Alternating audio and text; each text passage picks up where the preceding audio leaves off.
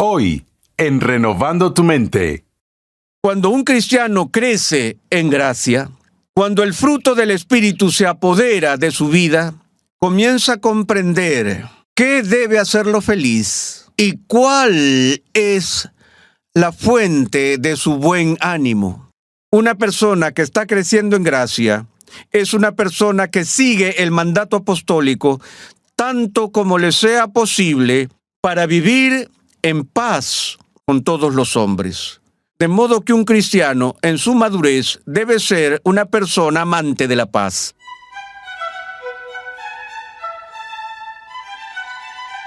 Bienvenido a Renovando tu Mente, mientras continuamos con la 8ª lección en la edificante serie de enseñanza titulada Formando un carácter cristiano.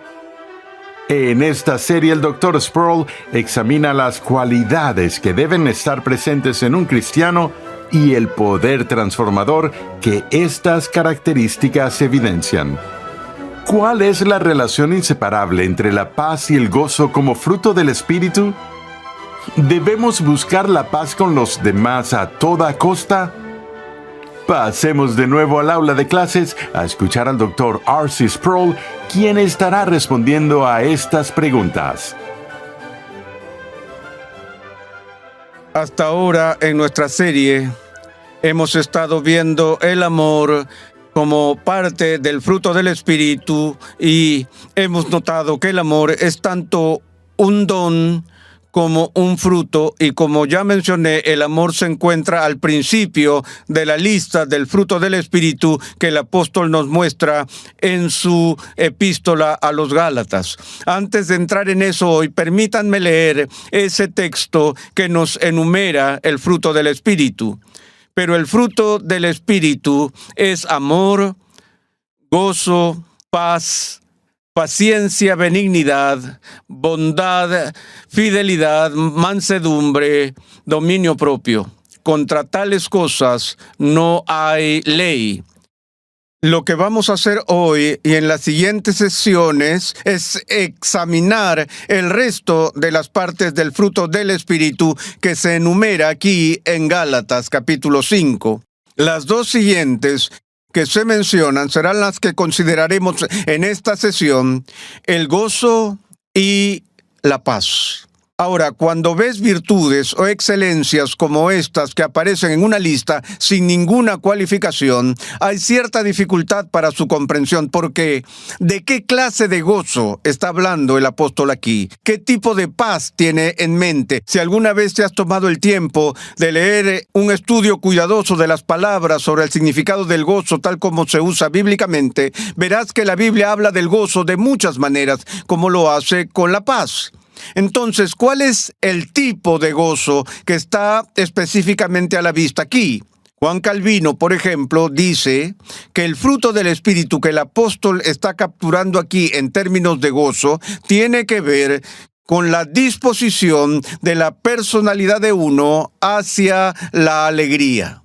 En términos simples, el Espíritu Santo no es un amargado. El Espíritu Santo no es agrio. El Espíritu Santo no es cínico en su personalidad. Y como el Espíritu de Dios mora en el cristiano y la personalidad comienza a ser moldeada por la presencia del ágape en el alma, uno de los resultados de eso es una disposición alegre. De hecho, Calvino prefiere, y esto es extraño, estoy citando a Calvino con un propósito, porque muy a menudo cuando vemos a Calvino retratado en la literatura o incluso en caricaturas, siempre lo vemos como una figura muy severa y austera. Calvino prefiere el término latino hilaritas, hilaridad, para indicar lo que significa tener el fruto del Espíritu, del gozo. Ahora, la raíz básica de este gozo se basa en la celebración cristiana de la victoria. ¿Qué dice Jesús? Que confíen. ¿Por qué? Yo he vencido al mundo. Es decir, el fruto del espíritu de gozo no es un tipo superficial de actitud frívola, ni es un tipo de felicidad plástica que tantas veces es característica en la comunidad cristiana. Hay una especie de gozo excesivamente empalagoso y dulzón, ligero y superficial, que se convierte en una fachada. Se espera que los cristianos sean felices, se espera que sean alegres, y por eso a veces fabricamos una fachada de alegría que es realmente repugnante para los que están fuera de la fe, porque conlleva y comunica un aura de falta de sinceridad y superficialidad. Es por eso que tenemos esta imagen en la cultura de ser cristianos plásticos. Así que lo que Calvino y otros dicen, y creo que con precisión, es que la alegría que caracteriza a la persona que está manifestando el fruto del Espíritu es una que nace de la comprensión de algo muy significativo. Es el gozo y la celebración del novio y la novia que entiende la felicidad que proviene de la boda. Es el gozo de la celebración, y principalmente lo que se está celebrando es la victoria de Cristo. Uno de los programas más populares de la televisión en nuestro país fue el programa El maravilloso mundo de los deportes. Creo que es eso que empieza con todas esas viñetas que hablaban de la agonía de la derrota, y ves al esquiador bajando por la rampa de esquiar y que sale por el costado haciendo un par de saltos mortales, y notas la agonía de la derrota y el éxtasis de la victoria. Ahora, la victoria, que es la base de nuestra alegría, no es algo tan pasajero y tan transitorio como un torneo de fútbol o un juego de hockey, sino que Cristo ha vencido al mundo. Y a medida que eso se arraiga en nuestras mentes y las ramificaciones de la victoria cósmica de Cristo llegan a nuestros corazones, le da al cristiano la capacidad de estar alegre. Como Pablo lo explica en su carta a los Filipenses, en medio de circunstancias terribles y nefastas en este mundo. Y no es que nos regocijemos en lo trágico, no es que estemos alegres en medio del sufrimiento. Es decir, el cristiano tiene que saber llorar, tiene que saber cómo expresar lamento. De hecho, la Biblia nos dice que es mejor pasar nuestro tiempo en la casa de luto que pasar nuestro tiempo con la alegría de los necios. Pero todavía existe ese sentido profundamente arraigado de gozo y alegría que no se puede quitar, que está arraigado y cimentado en la victoria suprema de Cristo. Y lo que eso significa para mí en lo personal. Pienso en una experiencia del Nuevo Testamento, cuando Jesús envió a los discípulos a una misión y les dio poderes extraordinarios, poderes milagrosos. Él tomó el poder que tenía y lo repartió a sus discípulos y los envió a sanar, a exorcizar demonios, y nunca antes habían tenido ese poder. Pueden imaginar qué sería si Cristo viniera a ustedes y solo por 2 semanas les diera su poder para hacer milagros y los enviara a una misión. Qué emocionante sería. Ellos salían y encontraban a personas que estaban poseídas por demonios y decían, vete, y los demonios temblaban y corrían aterrorizados. O encontraban a alguien que era sordo y decían, oye, y la gente oía. ¿Cómo te sentirías si experimentas eso? Ellos regresaron de esa misión brincando de alegría y bailando, y estaban muy emocionados. Y Jesús como que bromeó con ellos por un momento, pero luego les dijo, no se regocijen de que tienen poder sobre las fuerzas del mal, sino ¿qué? Sino de que sus nombres están escritos en los cielos. Cuando un cristiano crece en gracia, cuando el fruto del Espíritu se apodera de su vida, comienza a comprender qué debe hacerlo feliz y cuál es la fuente de su buen ánimo. De nuevo, antes de proseguir, les menciono el mandato de Cristo, que confíen, yo he vencido al mundo. Esto no es lo mismo que el vendedor superficial que viene y te da una palmada en la espalda y dice, empaca tus problemas en tu mochila y sonríe, sonríe, sonríe, ¿no? No es un escapismo irracional de frivolidad, sino que es una alegría y una felicidad que está arraigada y fundamentada en una realidad cósmica. La victoria ha sido ganada y por lo tanto no importa lo que salga mal en mi vida. Tragedia real, dolor real, tristeza real. Todavía existe ese fundamento de alegría que debería estar allí debido a lo que Cristo ha hecho. Bueno, junto con este gozo y amor viene también la dimensión de la paz. Y parece casi una parodia de la verdad bíblica tratar de cubrir el fruto del espíritu de paz en 10 minutos. Porque el concepto de paz, bíblicamente, es una de las dimensiones más integrales de la revelación bíblica. De hecho, si yo preguntara a un estudiante, ¿qué quiere decir la Biblia por paz?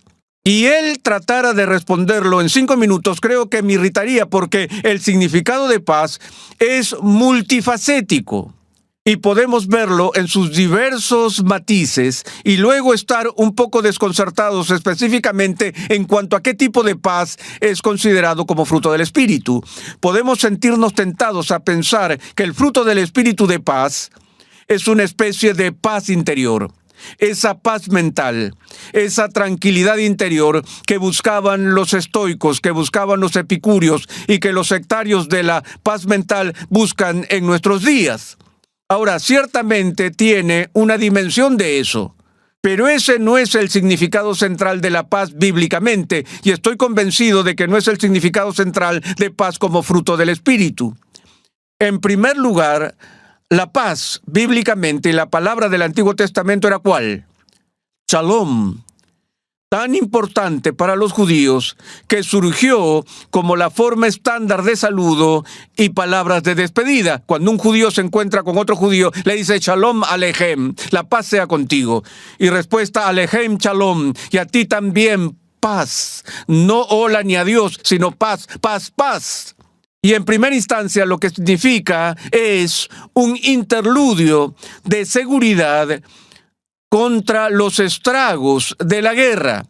La pax romana se refiere a un largo periodo en la civilización occidental donde la paz descendió sobre el Imperio Romano. Si comparamos la duración de la paz en Roma con la duración de la paz en la nación judía, recordaremos la pax israeliana en toda la historia judía que duró unos 10 años. La inseguridad que proviene de la guerra constante dejó su huella en un pueblo que buscaba desesperadamente el fin de las guerras y que esperaba el día en que la visión profética en la que las espadas se convertirían en rejas de arado y la guerra ya no existiría. Mientras estoy aquí dando una clase en este mismo momento, los tanques israelíes están en el Líbano y el pueblo judío está involucrado en un conflicto militar. Y la paz no reina en la casa de Israel. ¿Por qué cosa exhorta el Antiguo Testamento a la gente a orar? Oren por la paz de Jerusalén.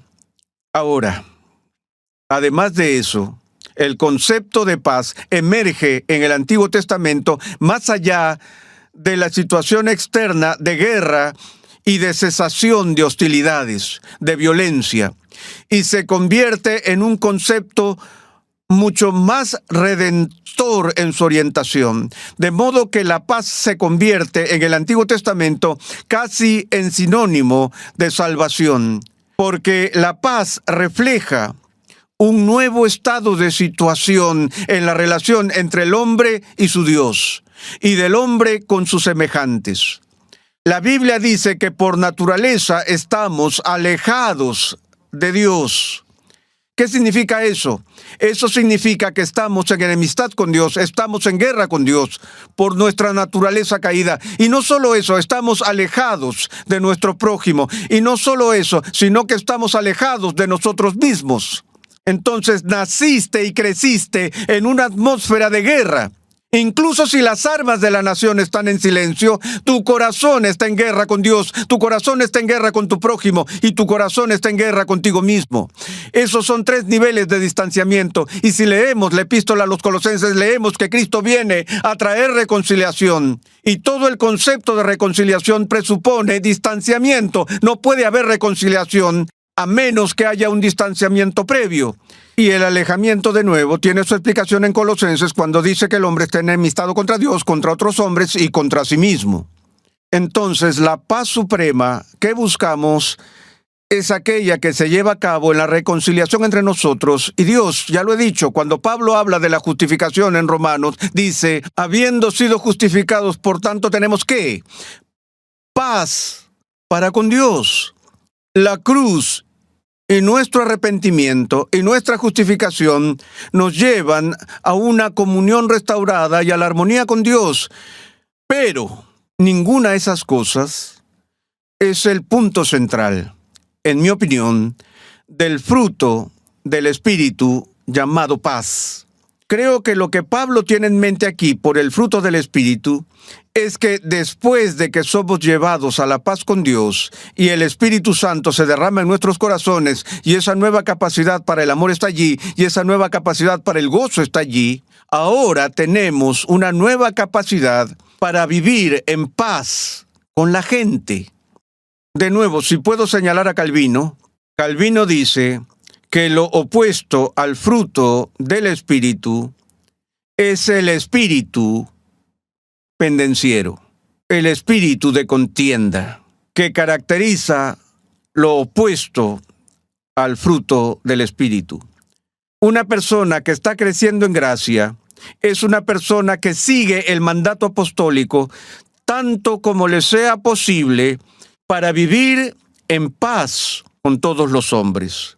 De modo que un cristiano en su madurez debe ser una persona amante de la paz, una persona que escucha la bendición de Jesús cuando dice, bienaventurados los que procuran la paz, pues ellos serán llamados hijos de Dios. Si quieres ser un hijo de Dios, una hija de Dios, tienes que practicar un espíritu de paz. Ahora, eso puede llevarnos fácilmente a un grave malentendido y a un grave error, porque existe tal cosa como una falsa paz. Existe aquello que Lutero llamaba una paz carnal, una paz de la carne, que no nace de una disposición de amor hacia otras personas, sino de una disposición de cobardía. Una persona que teme el conflicto y que por intimidación hace la paz. Ese tipo de paz no es lo que llamamos una paz honorable o una paz justa, sino que se llama apaciguamiento. Este siglo ha sido testigo de los estragos del mundo que vinieron del apaciguamiento de Múnich. Israel fue corrompido hasta la médula en el Antiguo Testamento por los falsos ministros de paz, los falsos profetas, por los que Jeremías expresó su lamento, porque los falsos profetas clamaron ¿qué? Paz, paz, cuando no había paz. Y el lamento de Jeremías decía, estos hombres curan a la ligera el quebranto de la hija de mi pueblo, diciendo, paz, paz, pero no hay paz. Así que vemos una especie de comprensión paradójica de la virtud de la paz en el Nuevo Testamento. Jesús mismo es llamado príncipe de paz. Su principal legado, que veremos en un momento, para el cristiano, es la paz. Y sin embargo, este mismo Jesús dice que no vine a traer paz, sino espada, para enfrentar a hermano contra hermano y padre contra hijo. ¿Cómo logramos conciliar esas ideas? Porque para Jesús, la paz siempre debe ser honorable. Ahora, voy a regresar por un segundo al pasaje que mencioné, donde el apóstol nos ordena: si es posible, en cuanto de ustedes dependa, estén en paz con todos los hombres. El mismo inicio de esa declaración sugiere algo, ¿cierto? Si es posible. Reconoce que no siempre es posible que los cristianos estén en paz con todos. Cristo no estaba en paz con los fariseos. Jesús no estaba en paz con los que lo mataron. El suyo era un espíritu pacífico. Su actitud no era beligerante. Pero hubo muy poca paz en el Circus Maximus, cuando los primeros cristianos fueron arrojados a los leones. Eran amantes de la paz, eran pacíficos. Pero el simple hecho de estar al pie de la cruz era estar en el centro de la controversia mundial. Y tenemos que entenderlo. Y ahí es donde puede colarse la falsa paz. Cuando buscamos la paz transigiendo, cuando buscamos la paz huyendo de la responsabilidad, de la persecución, de la tribulación. Preferimos ser pacíficos que tener que luchar por el reino de Dios. Pero creo que el fruto del Espíritu es que cuando tenemos una disposición pacífica, un comportamiento pacífico, una actitud pacífica hacia el mundo, entonces no añadimos a la ofensa de la cruz un espíritu beligerante, cascarrabias, pleitero y pendenciero. También está esa dimensión de la paz que sobrepasa todo entendimiento, que hace posible que estemos en paz con el mundo. Porque el cristiano, además de poseer el amor de Cristo, posee la paz de Cristo. Este fue su legado. ¿Recuerdas lo que dijo en el aposento alto? No se turbe su corazón. Crees en Dios, cree también en mí. Y luego pasó a decir que la paz les dejo, mi paz les doy, no como el mundo la da. Este es un tipo de paz trascendente, cualitativamente diferente. Mi paz les doy. Y de nuevo él dice, no se turbe su corazón.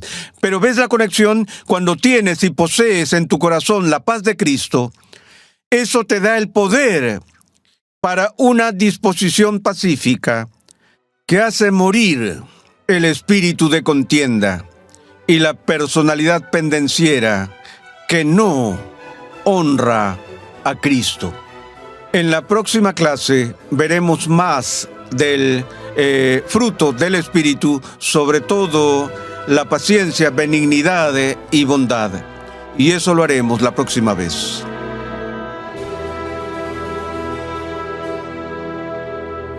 Gracias por sintonizar Renovando tu Mente con el Dr. R.C. Sproul. Recuerda visitar nuestra página web renovandotumente.org, donde podrás solicitar de manera gratuita la guía de estudio de esta serie.